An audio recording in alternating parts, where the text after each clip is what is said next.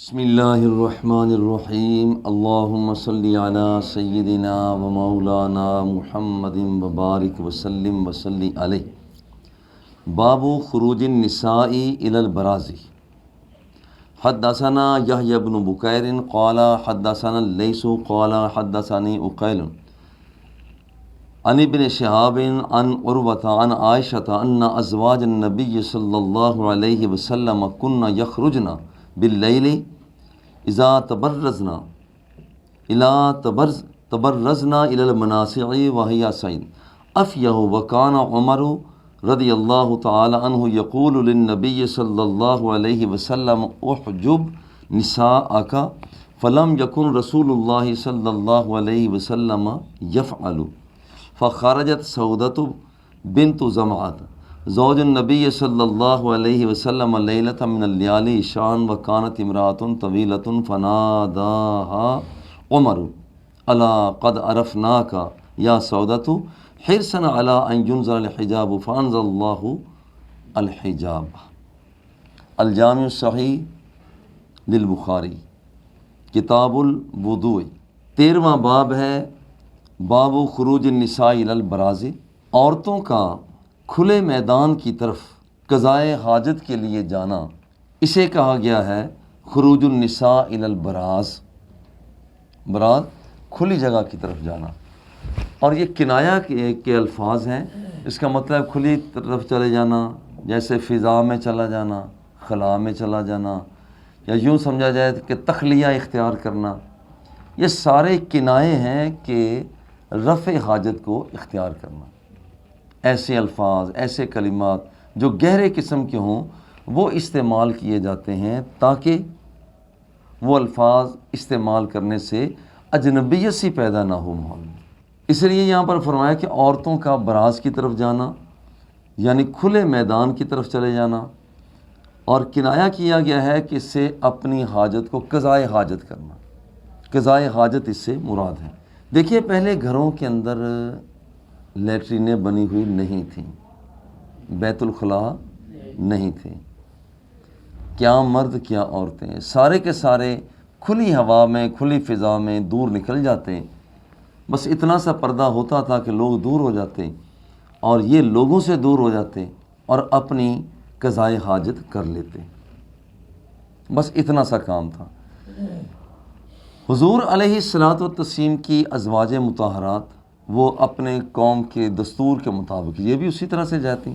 حضرت عمر رضی اللہ تعالی عنہ کا تقاضا یہ تھا کہ کسی طرح سے حضور انہیں منع فرمائیں، کیونکہ ہمارے ارد گرد کا ماحول یہودیوں کا ماحول ہے، مشرکین کافروں کا ماحول ہے، تو ہماری مائیں حضور علیہ الصلوۃ والتسلیم کی ازواج مطہرات یہ جو آپ باہر جاتی ہیں قضائے حاجت کے لیے تو لوگ انگشت نمائی نہ کریں، لوگ دیکھیں نہ، تو حضرت عمر رضی اللہ تعالیٰ عنہ وہ غیرت کے اعتبار سے کافی شدت رکھتے تھے۔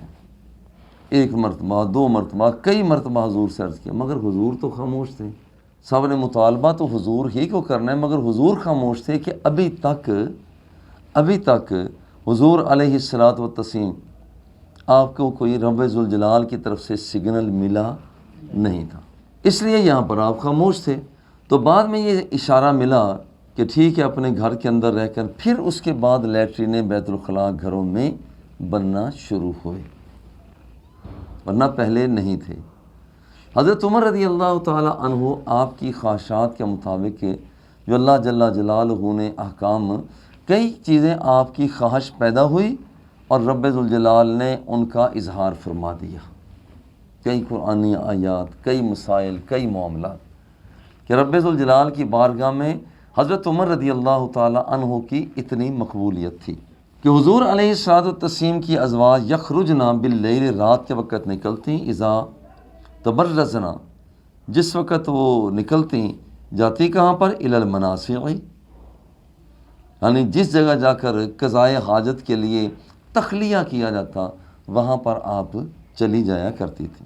اور یہ جگہ کیسی ہیں، وَيَا سَعِدٌ أَفْيَهُ، وہ کھلا میدان ہوتا، وَكَانَ عُمَرُ يَقُولُ لِلنَّبِيِّ صلی اللہ علیہ وسلم، حضرت عمر حضور سے عرض کرتے ہی رہتے احجب نساءک، حضور اپنی خواتین کو، اپنی ازواج کو باہر نکلنے سے منع کریں، وہ باہر نہ نکلیں۔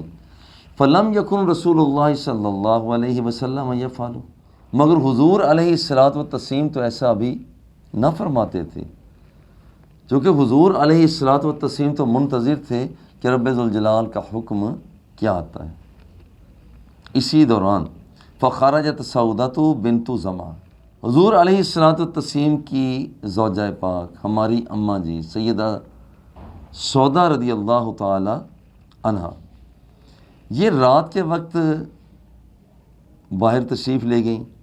وکانت امرأۃ طویلۃ، اور آپ ایک لمبی خاتون تھیں، یعنی قد آپ کا ماشاءاللہ قداور ہماری اماں جی تھیں۔ فناداہا عمر، حضرت عمر رضی اللہ تعالی عنہ نے بھی ایک جملہ کس دیا، اور یہ جملہ کسنا اس لیے تھا، چاہتے یہ تھے، اندر کی خواہش یہ تھی کہ کوئی ایسا حکم پیدا ہو کہ جس کی وجہ سے ہماری مائیں گھروں کے اندر رہا کریں۔ حضرت عمر رضی اللہ تعالی عنہ نے وہاں پر ندا دی، قد عرفناک یا سودہ، اے سودا ہم نے آپ کو پہچان لیا ہے، کیونکہ آپ کا قد مبارک لمبا تھا۔ اور یہ الفاظ کیوں کہے؟ حرصاً علی ان ینظر الحجاب، تاکہ اللہ کی طرف سے کوئی پردے کا حکم نازل ہو جائے۔ فانزل اللہ الحجاب، اللہ جل جلالہ نے پھر پردے کا حکم عطا فرمایا، اور آپ کی ازواج مطہرات دوسرے یہاں پر پھر گھر کے اندر وہ بیت الخلاء کو استعمال کیا کرتی تھیں۔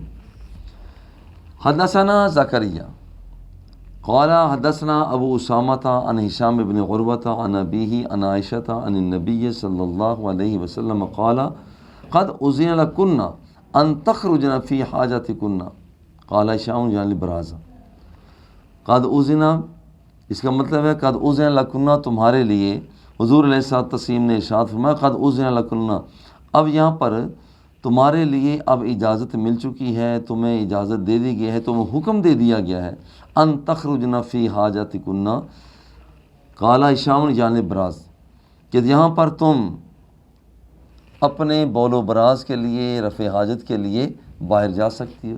یہ پہلے آپ سرکار یہ حکم عطا فرمایا کرتے تھے۔ باب التبرز فی البیوت، مگر پھر کیا حکم آ گیا؟ پھر یہ حکم آ گیا، چونکہ پہلے باب کے اندر کیا حکم تھا؟ بول و براز کے لیے خواتین کا باہر نکلنا، اب کے باب کے اندر حکم ہے التبرز فی البیوت، کہ یہاں اپنے گھر کے اندر ہی براز کو اختیار کرنا، اپنے گھر کے اندر ہی ایسا عمل اختیار کرنا۔ تو چونکہ دونوں جگہ پر ایک اشتراک پایا جاتا ہے، اور وہ ہے براز، یعنی اپنے آپ کے لیے قضائے حاجت کرنا، اپنی حاجت کو پورا کرنا۔ حدثنا ابراہیم بن المنذر قال حدثنا انس بن ایاز عن عبید اللہ بن عمر عن محمد بن یحیی بن حبان عن واصع بن حبان عن عبداللہ بن عمر قال ارتقیت علی ظہر بیت حفصہ، کہتے ہیں میں اپنی ہمشیرہ صاحبہ حضرت سیدہ حفصہ رضی اللہ تعالی عنہا کے گھر کی چھت پر ایک کام کے لیے چڑھا، گویا کہ یوں سمجھیے کہ حضور علیہ الصلوۃ والتسلیم کے گھر حضرت حفصہ رضی اللہ تعالی، یہ حضرت حفصہ کے بھائی ہوئے، تو یہ پھر حضور کے کیا لگے؟ سالہ لگے، سالے لگے۔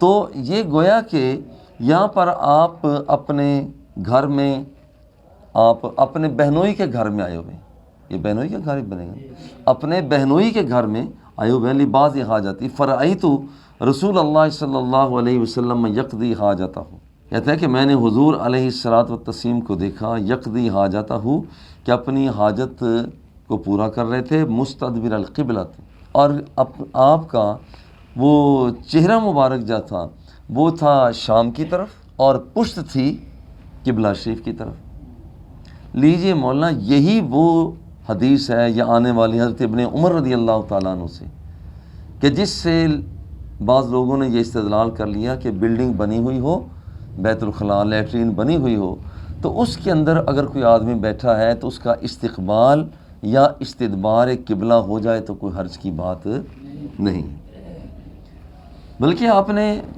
کل کے سبق میں باب خروج النساء سے پہلے آپ نے پڑھا کہ وہاں پر بھی حضرت ابن عمر رضی اللہ تعالی عنہ آپ نے حضرت واسع بن حبان سے یہاں بلکہ ایک بات عطا فرمائی، کہیں تم واسع بن حبان، کہیں تم ان لوگوں میں سے تو نہیں ہو جو اپنے آپ کو زمین کے ساتھ چمٹا کے رکھتے ہیں؟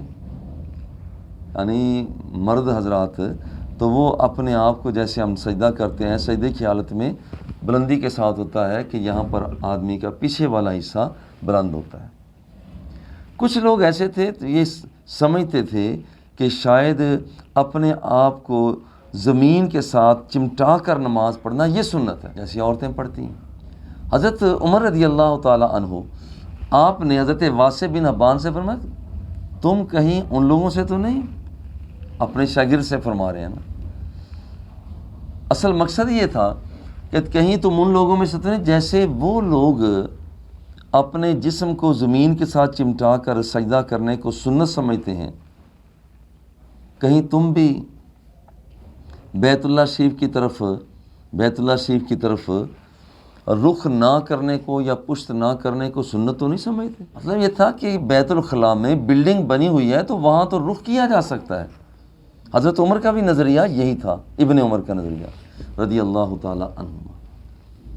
تو آپ اپنے شاگرد سے واسع بن حبان سے ہی فرماتے ہیں کہ رابطہ تو یوں کیا نا کہ کہیں تم ان لوگوں میں سے تو نہیں ہو جو اپنے آپ کو زمین پر چمٹا کر وہ سجدہ کرنے والے ہیں، یعنی اس بات کو تم سنت سمجھتے ہو جیسے وہ لوگ اپنے آپ کو زمین کے ساتھ چمٹا کر وہ سنت سمجھتے ہیں، کہیں تم بھی اپنا چہرہ بیت اللہ سے کی طرف نہ کر کے یا اپنی پشت بیت اللہ کی طرف نہ کر کے کہیں تم بھی اس کو سنت تو نہیں سمجھ رہے؟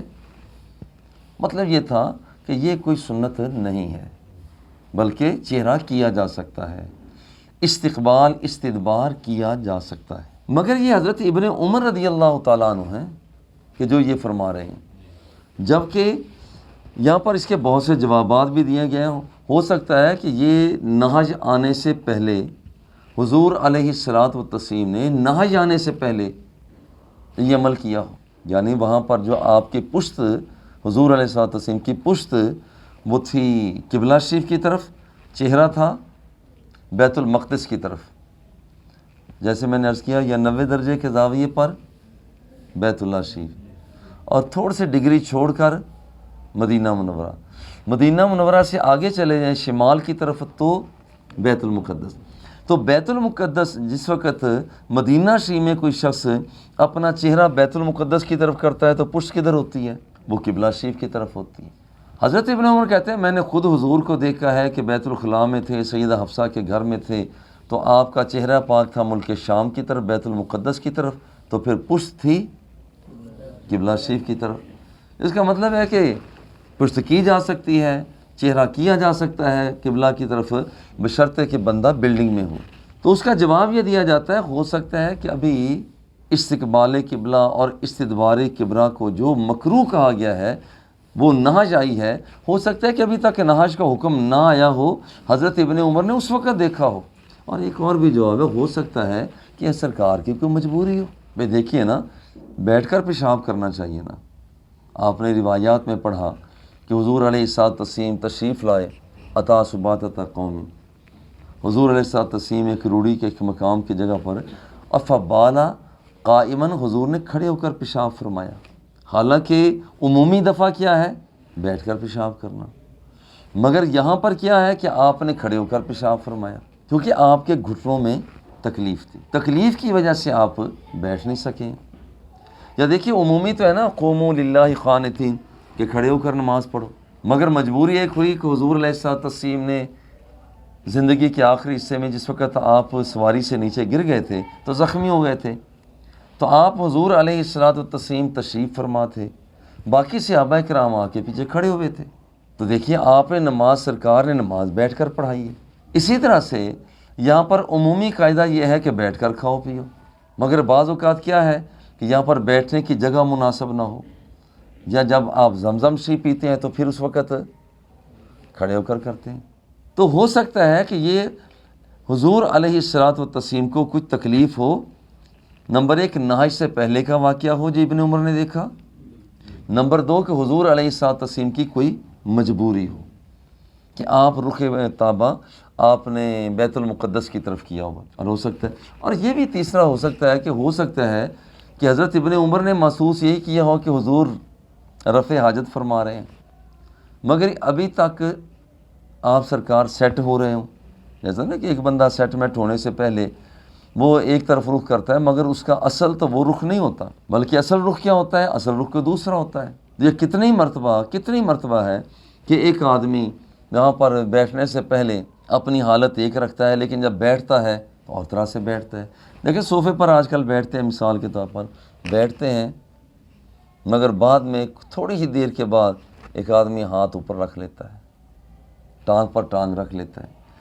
دیکھیں بیٹھا پہلے بھی ہے، مگر ہمارے ہاں عمومی طور پر جو معاشرتی آداب چل رہے ہیں وہ یہ ہوتا ہے کہ ابھی ٹانگ پر ٹانگ نہیں رکھی، مگر بیٹھا ہے بندہ صوفے پر، ابھی اس نے اپنا ہاتھ دایاں ہاتھ بایاں ہاتھ اس نے ادھر ادھر نہیں رکھا ہوا۔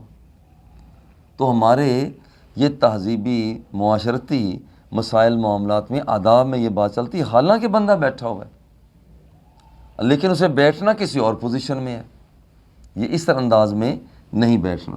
مستقبل شامل حدثنا یعقوب بن ابراہیم قال حدثنا یزید بن ہارون قال اخبرنا یحییٰ ان محمد بن یحییٰ بن حبان ان عمہ واسع بن حبان اخبرہ ان عبد اللہ بن عمر اخبرہ قال لقد ظہرت ذات یوم علی ظہر بیتنا، کہتے ہیں میں اپنے گھر یعنی اپنی بہن کے گھر حضرت حفصہ کے گھر اوپر گیا۔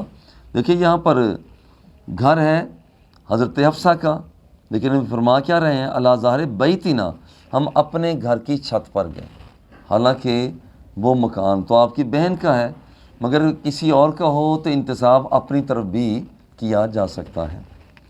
فرأیت رسول اللہ صلی اللہ علیہ وسلم قائدا علی لابنتین، کہتے ہیں میں نے حضور علیہ الصلوۃ والتسلیم کو دیکھا کہ آپ لابنتین، آپ 2 اینٹوں پر بیٹھے ہوئے ہیں۔ جس وقت آدمی رفع حاجت کرتا ہے ذرا اپنے آپ کو تھوڑا سا بلند کر لیتا ہے تاکہ نیچے سے گھاس پھوس جو ہے وہ جسم کے ساتھ نہ لگے۔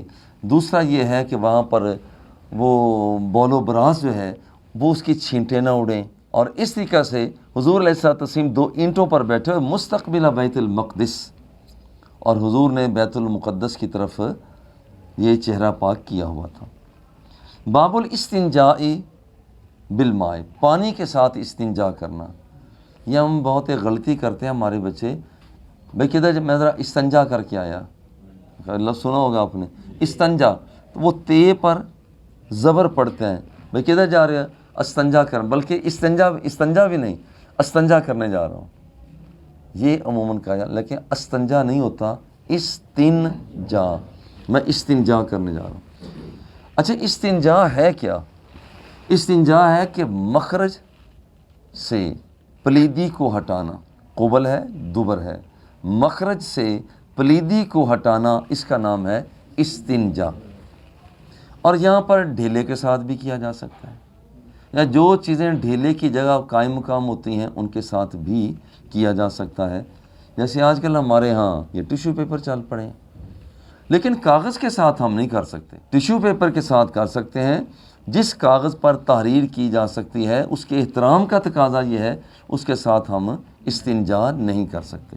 اسی طرح سے ہم استنجا کا کرنا ہے کسی ایسی چیز کے ساتھ جو انسانوں کی خوراک ہو، جانوروں کی خوراک ہو، جنات کی خوراک ہو، اس کے ساتھ بھی ہم استنجا نہیں کر سکتے، چونکہ یہ خوراک کا احترام ہے۔ بھلے سے خشک ٹکڑا پڑا ہوا ہے، اگر ایک جگہ پر رینٹ لگا ہوا ہے، جسے ہم سینٹ کہتے ہیں، رینٹ لگا ہوا ہے، اور کوئی آدمی وہاں پر اسے صاف کرنا چاہتا ہے اور کوئی چیز نہیں ملی، ایک روٹی کا ٹکڑا پڑا ہوا ہے، تو اس کے ساتھ نہیں کر سکتا، کیونکہ یہ تقاضا ہے، ادب کا تقاضا یہی ہے، یعنی احترام ہونا چاہیے اس کو ساتھ۔ اگر اسی طرح سے یہ بعض بچے راستے میں جاتے ہوئے سالن گرا دیتے ہیں، مقصد شاید ان کا بھی نہیں ہوتا، گر جاتا ہے، یا روٹی کے ٹکڑے جو ہے وہاں پر راستے میں وہ پھینک دیتے ہیں، پلاٹ میں بیٹھے ہوئے ہیں وہاں پھینک دیتے ہیں، نہیں ایسا نہیں ہے۔ آخر یہ روٹی ہے، اس کا احترام کیا جائے۔ اس کے بعد بھی کتنے جانوروں کی جانداروں کی خوراک ہے، چونٹیوں کی خوراک ہے، کیڑوں کی خوراک ہے، مکوڑوں کی خوراک ہے، اور یہاں پر صرف یہی نہیں بلکہ گائیوں کی، بھینسوں کی، بکریوں کی، دمبے لے لے جائیں، ان کی بھی خوراک ہے، بلکہ یہاں پر جنات کی بھی خوراک ہے۔ یہ ہڈیاں جنہیں ہم پھینک دیتے ہیں، ہڈیوں کے ساتھ ساری خوراک تو جنات کی یہ نہیں ہے، لیکن یہاں پر کچھ خوراک جنات کی اس کے اندر بھی پائی جاتی ہے۔ لہذا آپ نے کبھی دیکھا ہوگا چونٹیاں بھی اس کو چمٹ جاتی ہیں جب ہم ہڈی پھینکتے ہیں، تو پھر اس کو بھی اس انداز میں نہ رکھا جائے کہ اس پر غلاظت پھینک دی جائے یا ایسا کیا جائے، نہیں، ایسا نہیں ہے، بلکہ اس کا احترام کیا جائے۔ بالکل اسی طرح دیکھیے جیسے روٹی کا احترام ہے، ہڈی کا احترام ہے، بالکل اسی طرح سے جو چیز پینے والی ہے، پانی ہے، اس کا بھی تو احترام کیا جائے۔ ہماری آج کل نہروں کو آپ دیکھیں، لوگوں نے اپنے وہ جو گٹر پائپ ہیں وہ سارے کے سارے نہروں کے اندر پھینکے ہوئے ہیں۔ پہلے تو اس میں سے پانی پیا جا سکتا تھا، لیکن آج کل تو پانی بھی نہیں پیا جا سکتا۔ اس لیے یہاں پر یہ اسلامی ادب کے بھی خلاف ہے کہ نہروں کے اندر ہم اپنے پائپ پھینکیں۔ آپ اکاڑے میں چلے جائیں، آپ ساہیوال میں دیکھ لیں، آپ راجباؤں پر دیکھ لیں، گورنمنٹ بھی ٹچ سے مس نہیں ہے۔ حالانکہ پانی کا بھی جیسے کھانے کی چیزوں کا احترام ہے، پانی کا بھی احترام ہے۔ باب الاستنجاء بالماء، پانی کے ساتھ استنجا کرنا۔ حدثنا ابو الولید ہشام بن عبد المالک قال حدثنا شعبۃ عن ابی معاذ واسمہ عطاء بن ابی میمونہ قال سمعت انس بن مالک یقول کان النبی صلی اللہ علیہ وسلم اذا خرج لحاجته اجیء انا وغلام معنا عداوۃ من ماء یعنی یستنجی بہ۔ دیکھیے حضرت انس بن مالک فرماتے ہیں حضور علیہ الصلوۃ والتسلیم جب قضائے حاجت کے لیے تشریف لے جاتے تو میں اور ایک اور غلام جو نو عمر ہو، ابھی تک نو عمری ہے اور ابھی تک وہ بہت بڑا جوان نہیں ہوا، یعنی ابھی چھوٹی چھوٹی مونچھ داڑھی آئی ہوتی ہے، تو ابھی تک یہ سخت بال نہیں ہوئے ہوتے۔ کہتے ہیں میں اجیو آنا و غلام معنا عداوت، اور فرماتے ہیں کہ ہم چھوٹے ہی تھے، غلام معنا عداوت، اور ہمارے پاس ایک لوٹا ہوتا تھا من مائن، پانی کا، یعنی یستنجی بھی، اس کا مطلب یہ تھا کہ حضور علیہ الصلوۃ والتسلیم اس کے ساتھ استنجا فرمایا کرتے تھے۔ دیکھیے بہترین طریقہ جو ہے، بہترین طریقہ وہاں پر وہ یہ ہے کہ پانی کے ساتھ استنجا کیا جائے۔ بعض لوگ پانی کے ساتھ نہیں کرتے بلکہ وہ کہا کرتے تھے پانی کے ساتھ کریں گے تو ہاتھ سے بدبو آئے گی، تو بہترین طریقہ یہ ہے ڈھیلا استعمال کیا جائے، ڈھیلا استعمال کرنے کے بعد پھر کیا جائے۔ لیکن آج کل ڈائریکٹ بھی پانی استعمال کیا جا سکتا ہے، چونکہ آج کل صابن کا اہتمام عام ہو گیا ہے، یعنی کوئی ایسا نہیں ہے کہ کسی کے پاس ہو، صابن کا استعمال عام ہے، تو جیسے ہی کہ آدمی وہ استنجا کرتا ہے تو صابن کے ساتھ اپنے ہاتھ دھو لیتا ہے، بدبو کی جگہ وہ خوشبو پیدا ہو جاتی ہے۔ اصل مقصد تو یہ ان کا کہ یہاں پر بدبو پیدا ہوگی۔ پھر آج کل ہم نے دیکھا کموڈ کے ساتھ وہ شاور سسٹم لگا ہوا ہے، وہ ہاتھ نہ بھی لگائیں قبل دوبر پر تو پہلے اس کے ساتھ بھی صفائی ستھرائی بالکل اسی طرح سے جیسے ڈھیلے کے ساتھ ہوتی ہے، تو وہ اختیار کیا جا سکتا ہے۔ یستنجی بہ باب من حمل معه الماء لطہورہ، دیکھیے کسی آدمی کے ساتھ طہارت کے لیے پانی کو لے جانا، اس سے یہ بھی پتہ چلتا ہے یہ حضور علیہ الصلوۃ والتسلیم تو بڑی عمر کے تھے اور آپ کی خدمت کرنے والے چھوٹی عمر کے بھی تھے، یعنی یہاں پر حضور کی خدمت کے لیے آپ کے صحابہ کرام وہ چھوٹی عمر کے بھی ہوتے تھے۔ مگر لطف کی بات یہ ہے کہ حضور علیہ الصلوۃ والتسلیم کی موجودگی میں اگر کسی نے کام کر لیا ہے تو حضور نے یہ نہیں فرمایا کیوں کیا ہے، اگر کسی نے نہیں کیا تو آپ نے کبھی یہ نہیں فرمایا تم نے کیوں نہیں کیا ہے۔ بس وہ جو ایک جملہ ہے نا، انداز حسینوں کو سکھائے نہیں جاتے، وہ حضور علیہ الصلوۃ والتسلیم کے ساتھ رہ کر وہ خود بخود ہی انہیں پتہ چل جاتا تھا کہ ہم نے کون سا ادب اختیار کرنا ہے۔ اب یہ روایت آ رہی ہے حضور علیہ الصلوۃ والتسلیم جو فرماتے ہیں تو صحابی رسول ان کے قریب لوٹا رکھ دیتے ہیں، ان کے قریب ڈھیلے رکھ دیتے ہیں، پیچھے چلے جاتے ہیں، حالانکہ حضور نے یہ نہیں فرمایا کہ چلے جاؤ، مگر حضور علیہ الصلوۃ والتسلیم کے انداز کو دیکھ کر، آپ کی کیفیتوں کو دیکھ کر صحابہ کرام خود بخود تجزیہ فرمایا کرتے تھے ہمیں اب کیا کرنا ہے، اب کیا کرنا ہے۔ من حمل معه الماء لطہورہ، پاکیزگی کے حصول کے لیے پانی کو ساتھ لے کر جانا. وقالا ابو الدرداء فرماتے ہیں الیس فیکم صاحب، حضرت ابو الدرداء سے رضی اللہ تعالی عنہ، ان سے لوگ سوال و جواب کیا کرتے. یہ حضرت ابو الدرداء بن زید بن قیس، یہ انصاری صحابی ہیں. اب یہاں پر یہ لوگ آپ سے سوال پیش کیا کرتے تھے کہ جناب یہ مسئلہ کیسے ہے، یہ کیسے ہے.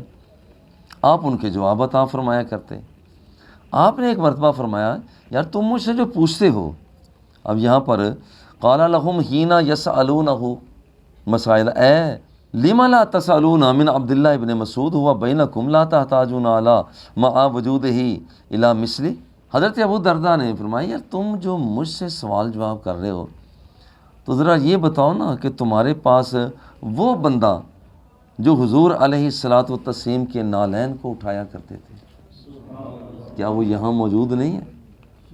وہ وہاں پر موجود تھے. کیا تمہارے پاس وہ بندہ نہیں ہے جو حضور علیہ الصلاۃ والتسلیم کے نالین پاک کو اٹھایا کرتے تھے؟ والطہور، اور حضور علیہ الصلاۃ والتسلیم کی طہارت کے لیے وہ پانی لے کر جایا کرتے تھے. کیا وہ یہاں پر عبداللہ بن مسعود تمہارے درمیان موجود نہیں ہے؟ والوسادہ، اور پھر یہ ہے کہ آپ خدمت کے لیے آپ چٹائی رکھا کرتے تھے. یعنی یہ بندہ جو کامل اوصاف رکھتا ہے حضور علیہ الصلاۃ والتسلیم، عبداللہ بن مسعود حضور علیہ الصلاۃ والتسلیم کا اتنا گرویدہ بندہ، اور جس کا سارا وقت حضور علیہ الصلاۃ والتسلیم کی نوکری اور خدمت میں گزرا ہے. الیس فیکم صاحب النعلین، کیا صاحب نالین آپ کے پاس نہیں ہے جو مجھ سے رابطے کرتے ہو؟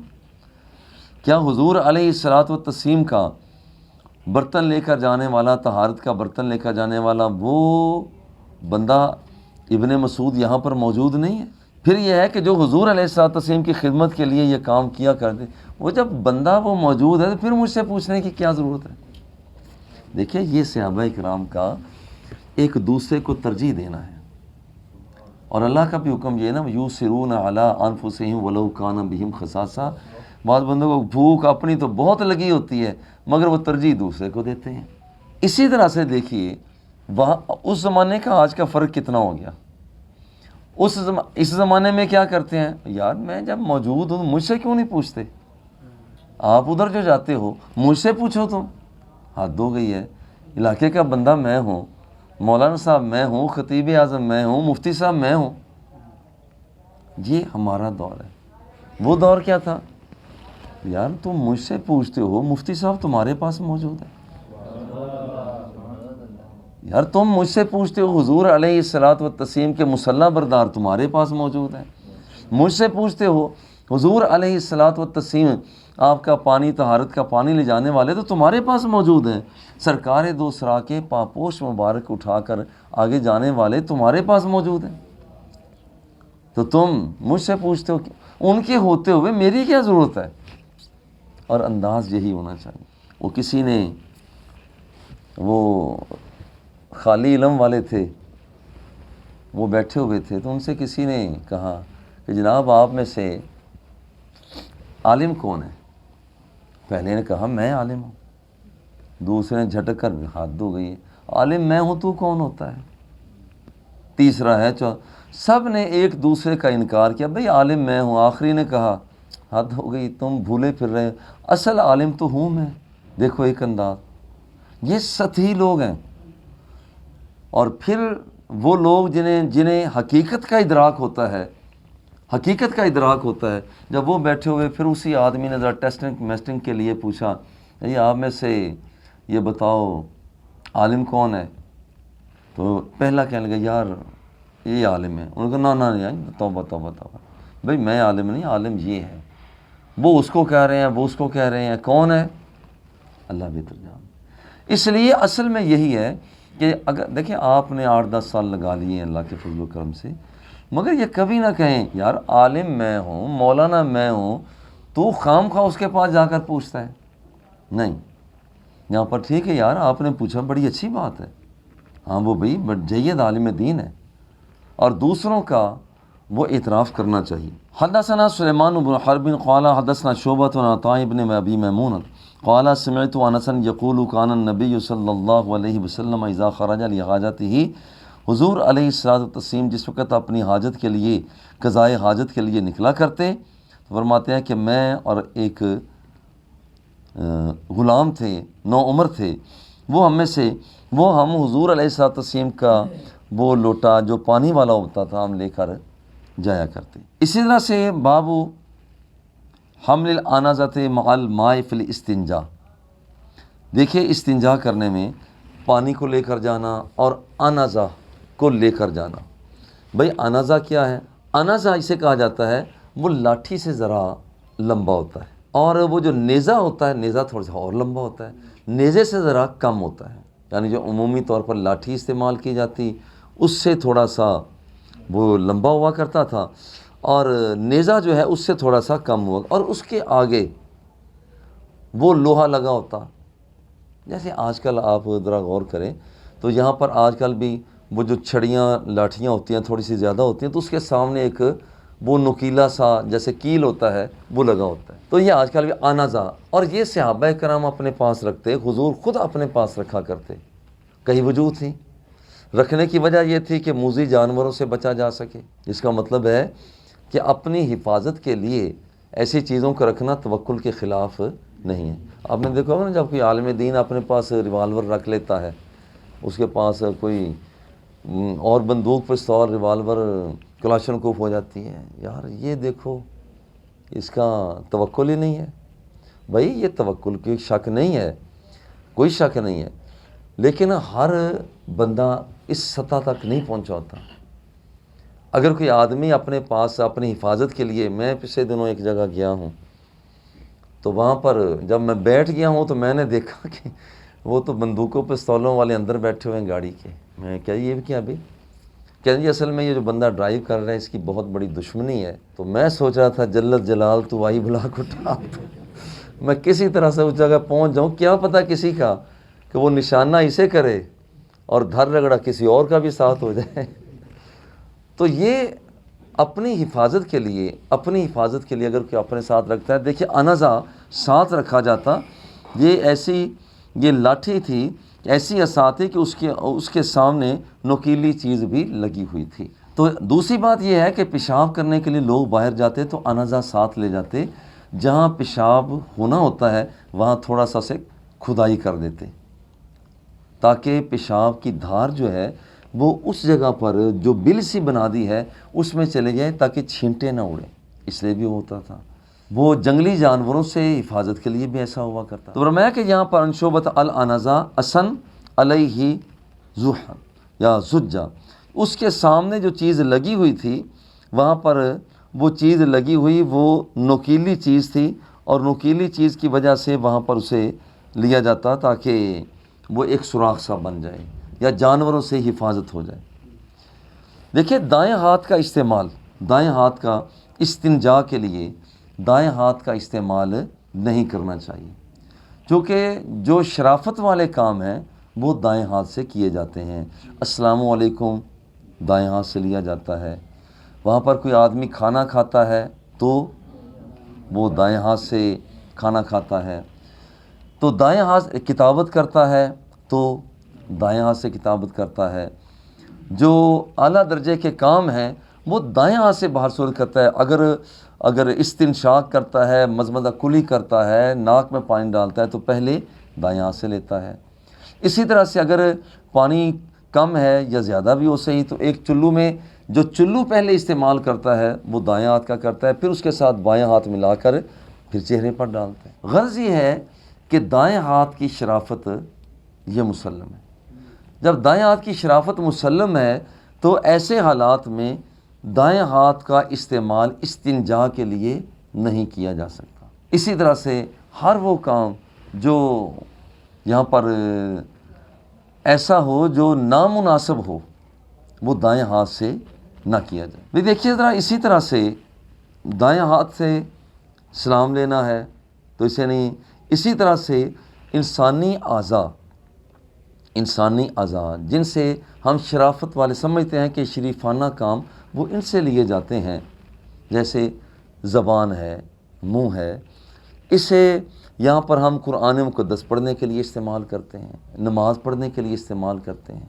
یہی وجہ ہے کہ یہاں پر منہ کے اندر کوئی ایسی حرام کی چیز، کوئی ایسی ناپسندیدہ چیز جس سے عمومی طور پر طبیعت جو ہے وہ کراہت کا احساس کرتی ہے، وہ نہیں رکھی جا سکتی۔ قالا کہتے ہیں حدثنا معاذ بن فضالہ قال حدثنا ہشام وهو الدستوائی ان یحییٰ بن ابی کثیر ان عبداللہ بن ابی قتادہ عن ابیہ قال قال رسول اللہ صلی اللہ علیہ وسلم اذا شرب احدکم، تم میں سے جب کوئی شخص کوئی پانی پیتا ہے فلا یتنفس، یا دوسرا ہے فلا یتنفس، دونوں طرح پڑھ سکتے ہیں، فلا یتنفس، یہاں پر اذا شرب احدکم فلا یتنفس فی الاناء، تو دیکھیے یہاں پر تم میں سے کوئی شخص جب پانی پیتا ہے فلا یتنفس فی الاناء، تو پانی کے اندر ہی سانس نہ لے۔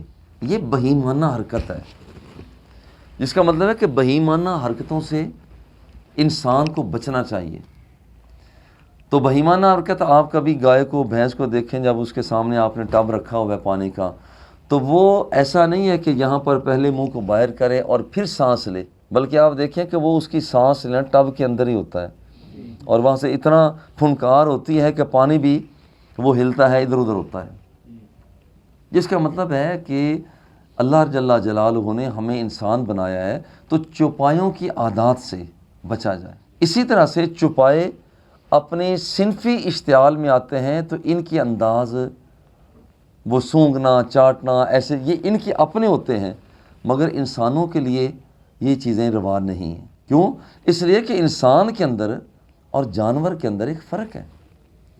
انسان کو ایسا کام نہیں کرنا چاہیے جو جانور اختیار کرتے ہیں۔ اب یہاں پر جانور اپنا ہی پیشاب خود پی لیتے ہیں، انسان کو ایسا عمل نہیں کرنا چاہیے۔ جانوروں کے اپنے معاملات جو ہوا کرتے ہیں وہ صنفی اشتہا کے، وہ تکمیل کے لیے اور سے اور ہوا کرتے ہیں۔ دیکھیں جو وہ کام وہ کرتے ہیں وہ انسان کو نہیں کرنے چاہیے۔ فلا یتنفس فی الاناء واذا اتى الخلاء، جس وقت کوئی آدمی خلا کی طرح فلا یمس ذکرہ بیمینہ، اپنے دائیں ہاتھ کے ساتھ اپنے ذکر کو، پیشاب کے آلے کو مس نہ کرے۔ یہ بھی کنایا ہے کہ یہاں پر کیا، یعنی وہ استنجا نہ کرے، مس نہ کرے، یعنی کیا مطلب ہے، دائیں ہاتھ سے استنجا نہ کرے۔ ولا یتمسہ بیمینہ، اور اسی طرح سے یہاں پر فرمایا کہ یہاں پر تمسو، یہاں پر مسا کرنا اپنے دائیں ہاتھ کے ساتھ نہ کرے۔ بھئی کیوں؟ اس لیے کہ یہ کام، وہ جو بڑے بڑے کام ہیں، محترم کام ہیں، وہ دائیں ہاتھ سے کیے جاتے ہیں۔ لا یمسکو ذکرہ بیمینہ اذا بالا، جس وقت کوئی آدمی پیشاب کرتا ہے تو اپنا دایاں ہاتھ وہ ذکر کو پکڑنے کے لیے استعمال، پیشاب کی جگہ کو پکڑنے کے لیے استعمال نہ کرے، کیونکہ یہاں سے کام ہم نے بعد میں تو کھانا کھانے والا لینا ہے۔ یہی وجہ ہے کہ اب قرات آتی ہے جب ناک کو صاف کرنا ہے، بعض لوگوں کو دیکھا گیا ہے کہ وہ سب کے سامنے ہی وہ دایاں ہاتھ بھی پھیر رہے ہوتے ہیں ناک پر، کچھ مواد بھی نکال رہے ہوتے ہیں، لیکن یہ ایک مکروہ عمل ہے۔ بالکل اسی طرح بعض مقامات پر، بعض نازک مقامات پر وہ کھجلی کے لیے ہاتھ کو استعمال کر رہے ہوتے ہیں، اور تھوڑی ہی دیر کے بعد انہوں نے کھانا بھی کھانا ہوتا ہے، تو شرعی طور پر یہ عمل درست نہیں ہے۔ ہاتھ کا استعمال کرنا ہے تو بائیں ہاتھ کا استعمال کیا جائے۔ عبداللہ بن ابی قتادہ عن ابیہ عن النبی صلی اللہ علیہ وآلہ وسلم، حضور علیہ السلام نے ارشاد فرمایا، اذا بالا احدکم، جب تم میں سے کوئی شخص پیشاب کرتا ہے، فلا یاخذن ذکرہ، تو وہ اپنے ذکر کو استعمال، اپنے دائیں ہاتھ کا استعمال نہ کرے، ولا یستنجی بیمینہ، اور اپنا استنجا کرتے ہوئے بھی اپنے دائیں ہاتھ کا استعمال نہ کرے، ولا یتنفس فی الاناء، اور پانی کے اندر سانس بھی نہ لے، چونکہ یہ بہیمانہ حرکت ہے۔ تو جو بہیمانہ حرکتیں ہیں، ان بہیمانہ حرکتوں کو انسان کے لیے اختیار کرنا شرعی طور پر جائز نہیں۔ وصلی اللہ تعالی علی حبیبہ و آلہ و اصحابہ۔